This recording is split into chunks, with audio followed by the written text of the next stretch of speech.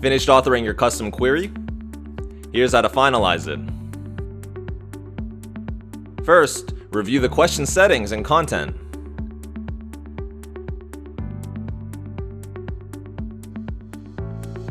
Make sure there are no mistakes,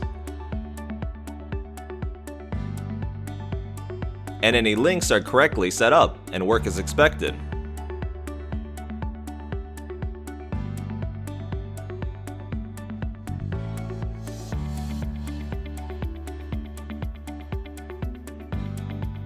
Then review the order of the questions and the question sets. If necessary, drag a question or question set to change the order. And lastly, add instructions for your clients to communicate important information or assist them as they respond to the query.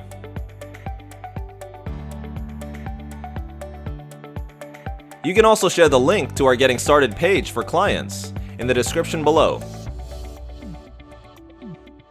Thanks for watching our series on authoring in Caseware PBC Requests.